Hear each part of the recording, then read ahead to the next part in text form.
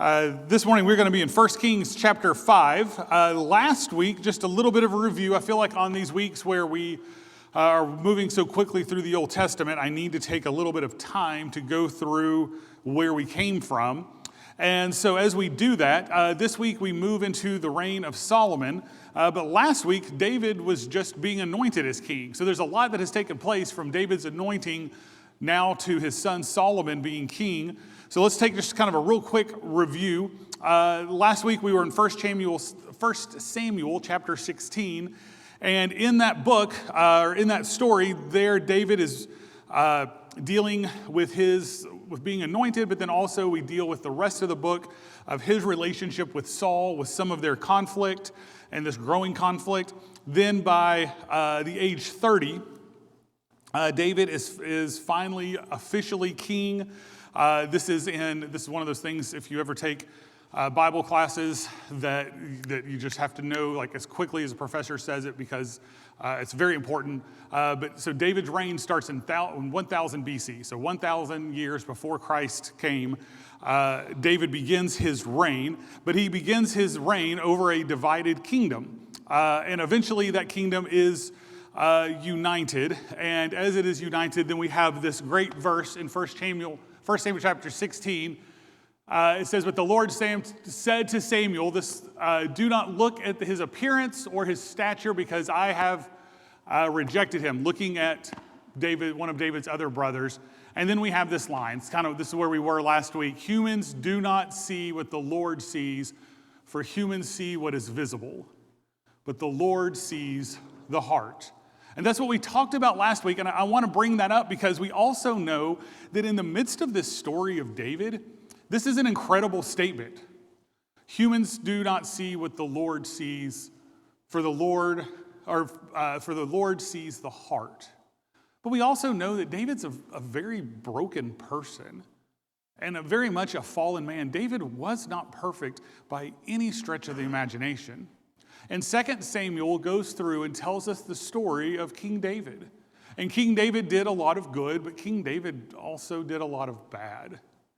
King David eventually ends up with a woman named Bathsheba. And if you know that story, we have covered it other years. But he is filled with lust, and that lust mixes with his power, which leads to the death of a man named Uriah, but also leads to a son who then passes away, but another son, the second son, named Solomon, from this relationship with Bathsheba. And so 2 Samuel deals with the reign of David, and when we move into 1 Kings, then we are dealing with the end of the rule of David, David's passing, and then Solomon taking the throne. And so there's a lot that goes on there with Bathsheba. But if we look at that story, there at the beginning of 1 Kings, it says, "As the time approached for David to die, he ordered his son Solomon, 'As for me, I am going the way of all the earth. Be strong and be a man. And keep your obligation to the Lord your God, to walk in his ways and keep his statutes, commands, ordinances, and decrees. This is written in the law of Moses, so that you will have success in everything you do and wherever you turn. And so that the Lord will fulfill his promise that he made to me, if your sons take care to walk faithfully before me with all of their heart,'" we're back to heart, "'with all of their heart and their soul, you will never fail to have a man on the throne of Israel.'" Now, I'll just kind of point out, because I just read through it, but if you, especially men, if you need something to highlight in that passage, something worth taking note, one of the things David says to Solomon is what? Be a man. And we could have a whole sermon there on what that means, but I also want you to pay attention to what David follows that up with. So men, David says to his son, be a man. What does that look like? It's to be someone who keeps your obligation to the Lord, someone who walks in the ways of the Lord, someone who keeps his statutes, his commands, his ordinances, his decree. David tells us this is what it looks like to be a man of God, to be someone keeping their obligations to the Lord, walking in the Lord's ways, keeping his statutes, commands, and ordinances, and decrees. So that's another sermon. I'm not going to preach it. Just want to point it out because it's right there for us, but that's not where we're going to land today. So Solomon becomes king, and Solomon gets the opportunity to do what his father didn't get to do, and that is to build a temple. So we jump in today's passage. We're going to be in 1 Kings chapter 5. We jump into this passage there at verse 1. We're going to look at chapter 5, and then we're going to skip forward to chapter 8. But I want to look at just these first 5 verses here at the beginning of this story. So 1 Kings chapter 5, it says, King Hiram of Tyre sent his emissaries to Solomon when he heard that he had been anointed king in his father's place. For Hiram had always been friends with David. Solomon sent this message to Hiram. You know my father David was not able to build a temple for the name of the Lord. I want you to notice, this isn't, again, there's another sermon here. I'm not preaching it today, but I want you to notice, what are we building a temple for? For God? For the name of the Lord. The name of the Lord, his God. This is because of the warfare all around him until the Lord put his enemies under his feet. The Lord, my God, has now given me rest on every side. There is no enemy or misfortune. So I plan to build a temple for who? The name of the Lord, my God, according to what the Lord God promised my father David. I will put your son on the throne in your place, and he will build the temple for who? For my name. Now, again, there's so many things to preach here. But if you go through and you look through, and we're going to see it again when we get to chapter 8, but you go through this story, Solomon, I believe, is dealing with one of the huge temptations of what it is to be a king. And that huge temptation is to build things in your name. And Solomon here is trying very, very hard not to build a temple in the name of Solomon, but to build a temple in the name of God. And he repeats it over and over and over through this passage, through chapter 8, through chapter 9. Now, the sad reality is, if you want, we're going to see a picture of the temple here in just a few minutes. But if you want to look up what this temple looks like, do you know what you need to Google? Solomon's temple.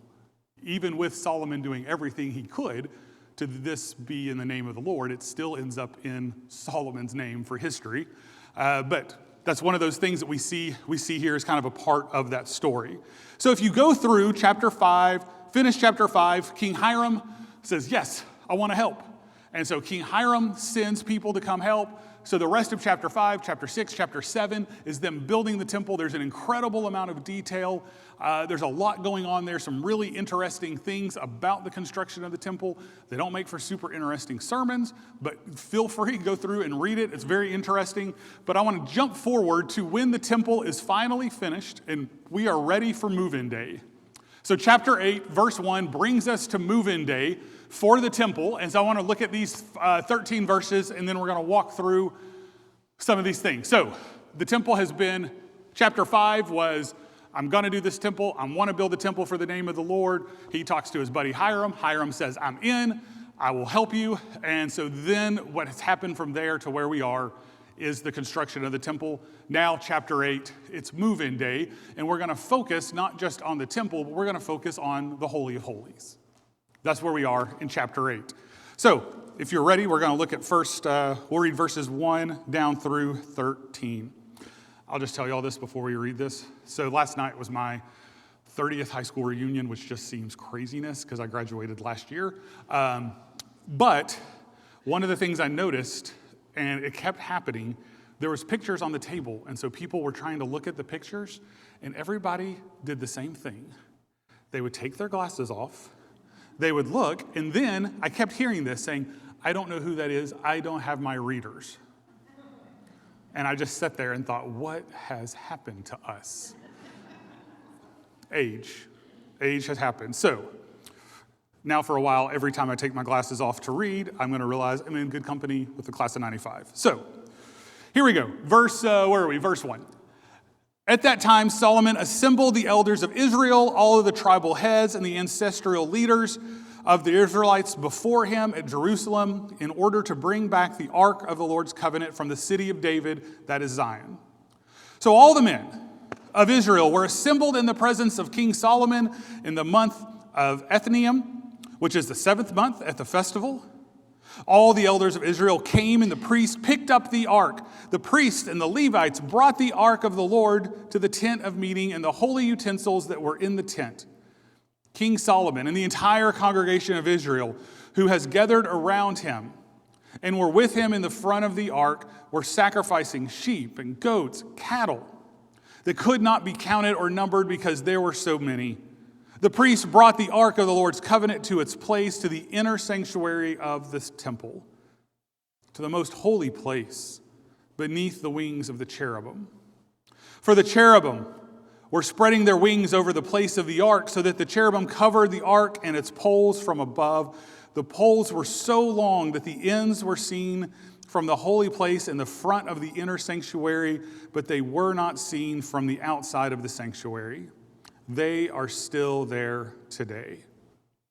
Nothing was in the ark except 2 stone tablets that Moses had put there at Horeb, where the Lord made a covenant with the Israelites when they came out of the land of Egypt. When the priests came out of the holy place, the cloud filled the Lord's temple. And because of the cloud, the priests were not able to continue ministering, for the glory of the Lord filled the temple. And Solomon said, "The Lord said that he would dwell in total darkness. I have indeed built an exalted temple for you, a place where you're dwelling forever." So this is the story, and you can continue on. It's a beautiful statement that Solomon makes there. But a couple things that I want to point out to you, and I want to focus on the temple today. I've got a picture, and this is again, you just Google Solomon's temple. This is one of the pictures you will get. The temple is much larger. You can see up there on the right side a little bit of an overview map. But if you look, a lot of your Bibles in the back will have an even larger expanded map of the different courts and all of that. But this is the centerpiece of the temple, is this building. And so in the centerpiece of the temple, there is the Holy of Holies. And so if you look kind of over to your left, you will see the big wings. And so we're going to focus, the next slide, we're going to pull that in and focus in on that piece. So you'll see there, that is the Holy of Holies. So here we have the Holy of Holies, and in the Holy of Holies, as we just read, are these 2 cherubim.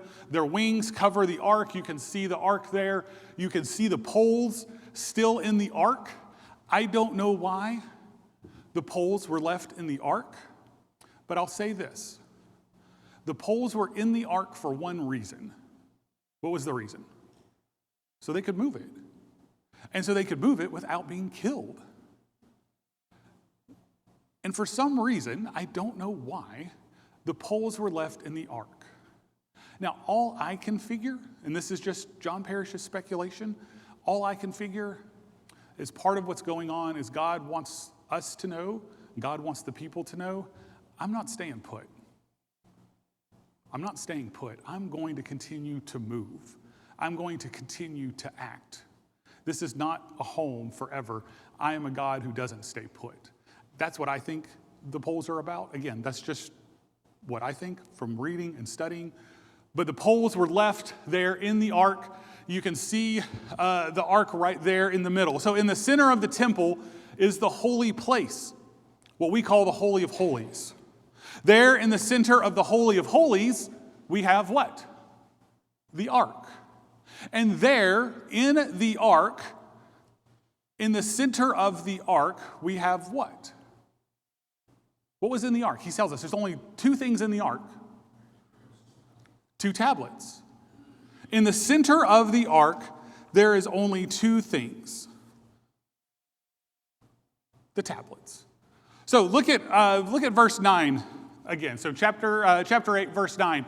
There was nothing in the ark except the 2 stone tablets that Moses put there at Horeb, where the Lord made a covenant with the Israelites when they came out of the land of Egypt. So, the ark that is sitting at the center of the Holy of Holies, this ark is the very representation of the presence of God here on earth. And in the very representation of the very presence of God, I say the word very a lot in the sermon, just so y'all know, in the ark there were 2 stone tablets. what we call the Ten Commandments. The tablets given to them on Mount Horeb, or we call Mount Sinai, when the people came out of Egypt. So that kind of brings up a question. Why? Why the Ten Commandments? So if we're going to ask why the Ten Commandments, we also have to ask a question of, well, what was the purpose of the Ten Commandments? Well, for most of us, the Ten Commandments are a list of things that we don't do. But let me say this. That is true. The Ten Commandments are a list of things we don't do.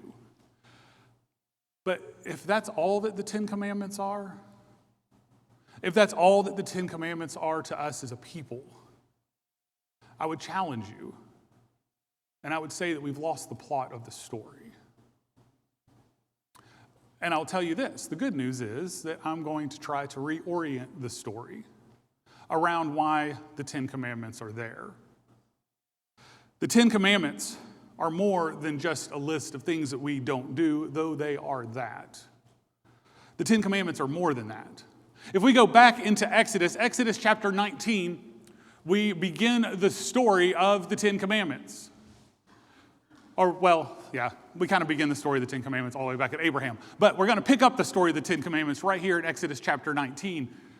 Remember, Ten Commandments are given in Exodus chapter 20, so this is the chapter before. It says, in the third month from the very day the Israelites left the land of Egypt, they came to the Sinai wilderness.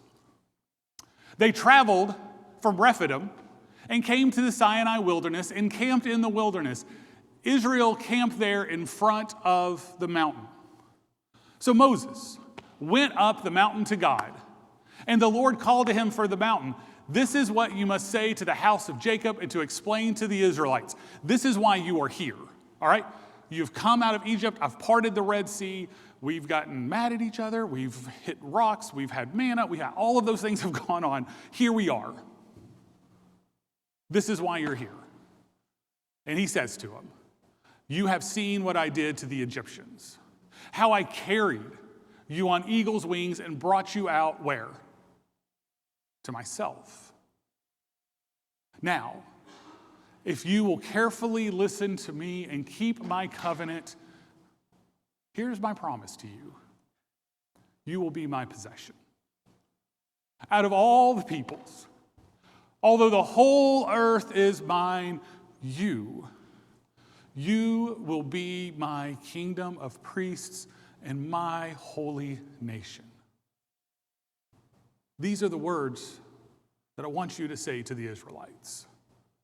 So after Moses came back, he summoned the elders of the people and set them before all these words that the Lord had commanded them. So, the ark. The ark is in the central place of honor in the temple.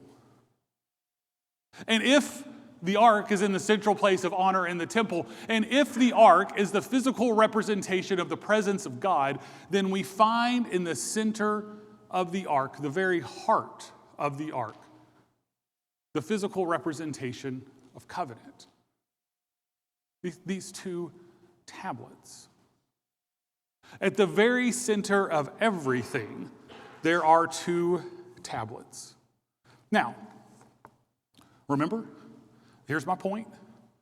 I want to reorient you to what the Ten Commandments are about, right? So, let me continue the reorientation process. So, first off, we understand this is about covenant. What is the covenant? What is the promise that God has made to us? Now, this is the time in the sermon where I pick 3 verses, and I use 3 verses to make my point. Well, I'm not going to do that. I'm going to pick 1, 2, 3, 4, 5, 6, 7 verses. And I kept thinking, I don't want to read all these to them. They'll get the point. And then I thought, no, I want y'all to fully get the point. And there happens to be 7, and 7 is the perfect number, so that's what we're going with. Why the Ten Commandments? Why this covenant? What has God promised us as people? You ready for it? Genesis chapter 17, verse 7. I will confirm my covenant that is between me and you and your future offspring throughout their generations. This is a, what? Permanent. Not temporary, not because I feel like it, not because you feel like it. This is a permanent covenant to be your God and the God of your offspring after you. Right? 1 down, 6 to go. Let's go to the next one. Exodus chapter 6. I will take you as my people, and I will be your God. You will know that I am the Lord your God who brought you out from the forced labor of the Egyptians. What's the point here? What I've underlined.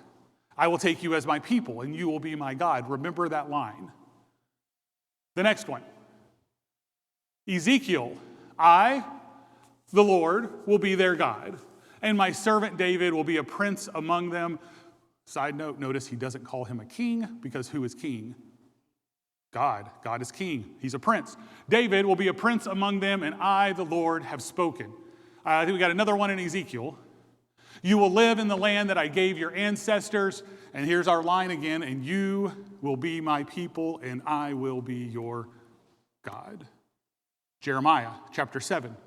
However, I did give them this command, obey me, and then, there's some repetition going on purpose, I will be your God, and you will be my people. Follow every way I command you so that it may go well with you.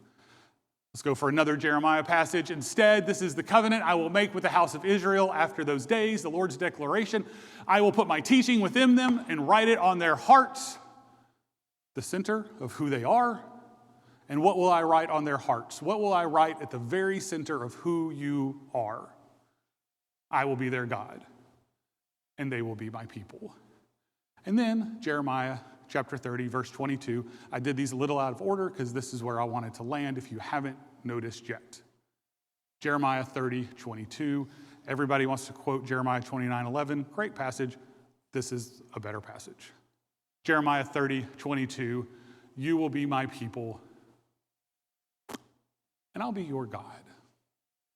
So, what is the purpose of the 10 Commandments? The purpose of the 10 Commandments is that we know that we are God's people, and that He is our God, that He has made a covenant with us, that He has called us into relationship. So God's presence is at the temple. At the very center of the temple is the Holy of Holies. At the very center of the Holy of Holies is the presence of God in the ark. And at the very center of the ark is Yahweh's declaration of covenant, of relationship. At the very center of God's presence on this earth is God declaring a relationship with His people. Look at 1 Kings 8:9 again.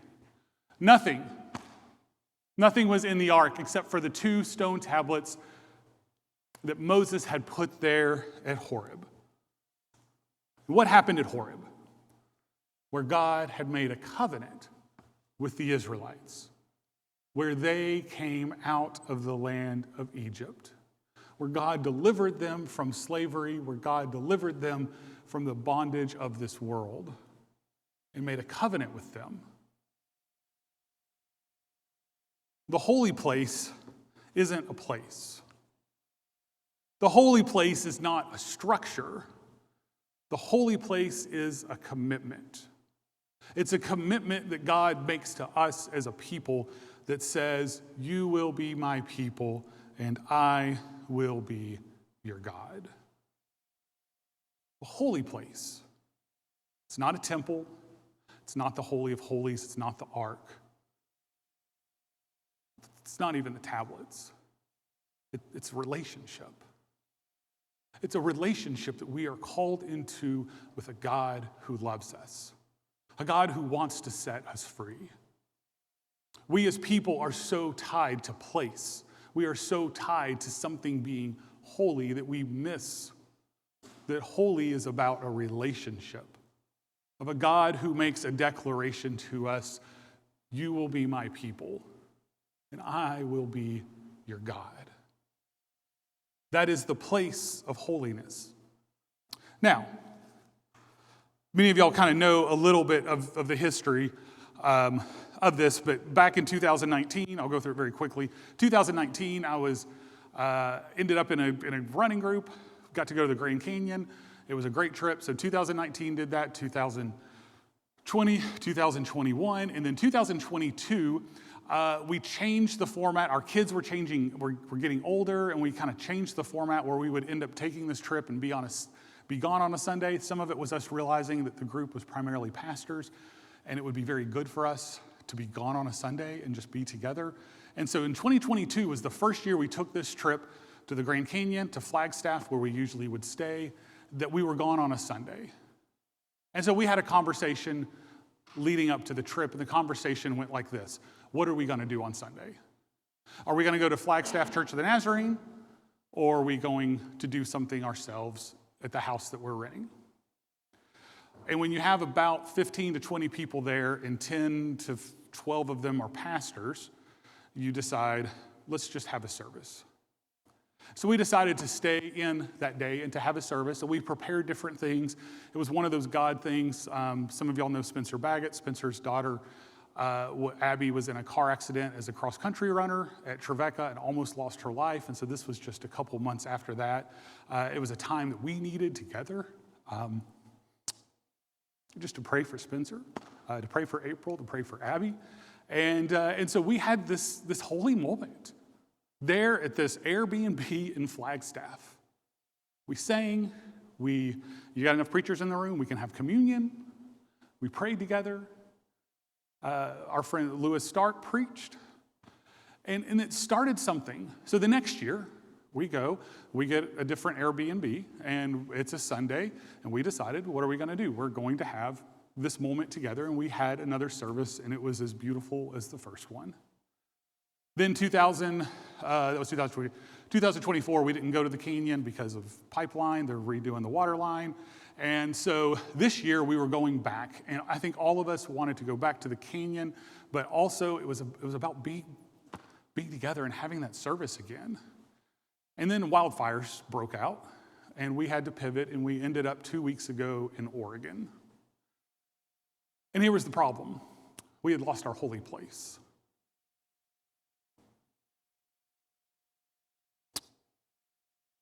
Was God going to show up in Oregon the same way God showed up in Arizona? And we struggled with it. We talked about it a lot.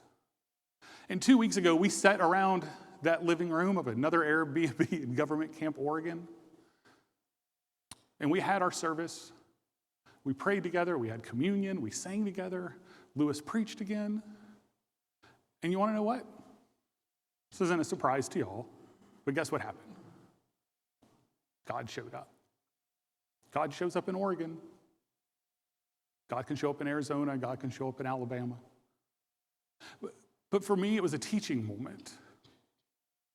It was a teaching moment that holy is not restricted to a place. But holy is about a relationship. It wasn't the place that made it holy. It was the people in the room that made it holy, and it was the God that showed up that made it holy. And it was a reminder to me that it's not about a temple. It's not about the Holy of Holies. It's not about an ark.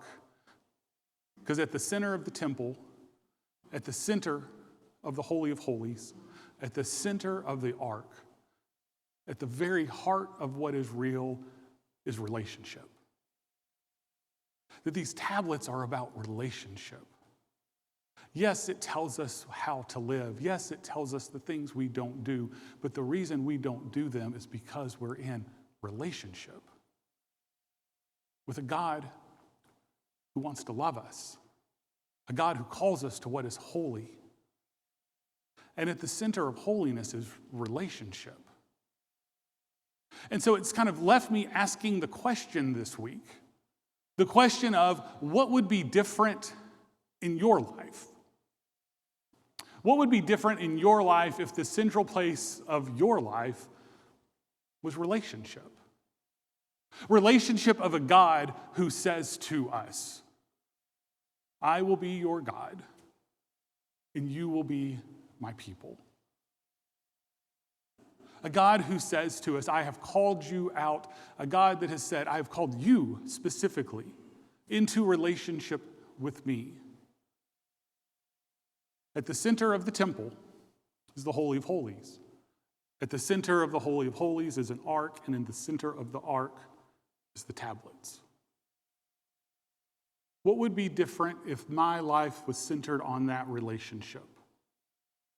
That everything in me, the most important thing in my life, was that relationship, with that statement, you will be my people and I will be your God. What if that covenant was central? What if relationship was central? And what if the holy place wasn't a room, but a relationship? A relationship with the God of life. The God that calls us to be a people. The God that calls us into covenant. The God who has rescued us from the bondage of sin and promised us life. I want the center of my life to be that relationship. I want the center of everything I have to be what is holy. To be a God who calls us into the holy places, a God who calls us into a life, a God who says to us, you're my people. You're my people, and I am your God. I have called you into this relationship. Today, that is the question that is before us. What would be different? What would be different in your life if the central place in your life, the thing that defines you above everything else, the thing that defines you above who you are, what your occupation is, who you vote for, who your spouse is, who your kids are, what if all of those things were secondary? And the only thing that mattered, because it is the only thing that matters, it's God's statement to us that says, you will be my people, and I will be your God. Today, as we close as we normally do. Pastor James will be down at this altar if you would like a pastor to pray with you. This morning, if you would like to be anointed, I will be down at this altar, anointed for healing for any reason, spiritual, emotional, physical, whatever that might be. I would love the opportunity to pray with you. But some of us might just need to find a place to recenter ourselves. Some of us might have fallen into the temptation that the 10 Commandments are about the things I don't do, and we've missed the fact that they're about a relationship. Maybe sometimes we have forgotten that the most important thing in our lives is a God who says to us, you are my people. I am your God. What if that relationship was the center of everything that we had? Maybe we just need to find a place to come and confess, to find a place to say, Lord, I have focused on the wrong things. I have defined my life by something that is not what it needs to be. Lord, I need to come to you to focus everything I have on who you are. Today as we sing, if you need to come and find that place, I just invite you to come, find that place to pray that prayer. Let us stand today as we sing.